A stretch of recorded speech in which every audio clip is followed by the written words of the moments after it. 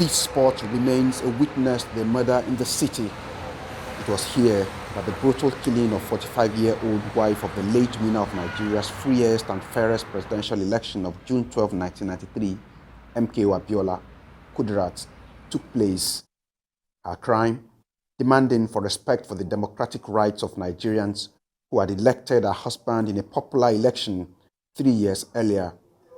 Alhaja Abiola's life was terminated, but the agitations never stopped. The mandate was never recovered though, but rather alongside Kudirat, her husband and billionaire businessman MKO also died in a suspicious manner 2 years after in 1998. A double tragedy for the Abiola family and a bigger democratic tragedy for a country in desperate search of nationhood, which somehow the June 12 election represented. It was established that Kudirat Abiola's death was sponsored by the states.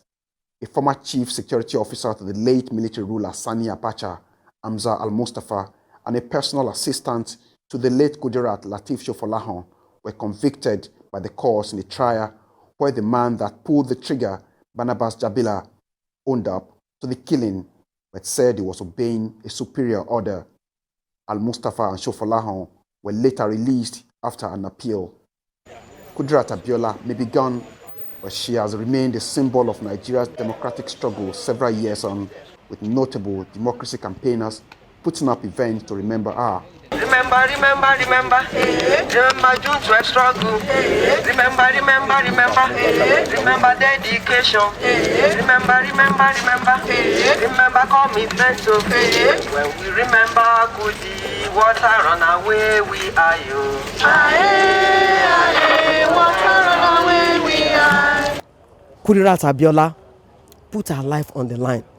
She suspected she might be killed, but for us to keep hope alive, we must always ensure that farewell to poverty that she clamored for on the platform of the husband's party should be done. Leah, that is in captivity, her will has been suppressed.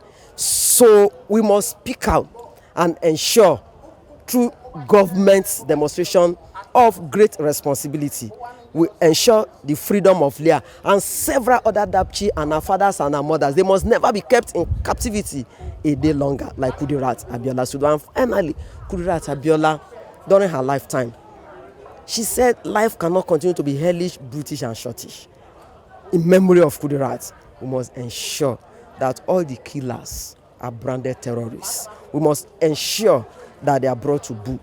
And Nigerians must all unite against terror. And finally, Kudirat Abiola will always stand tall, even taller than her adversaries in death. And I want all citizens of this country, youths, women, and for us to imbibe all the virtues that this woman who had everything in the world had to give up everything for the sake of actualizing June 12 mandate. She died today, but she lives in our hearts.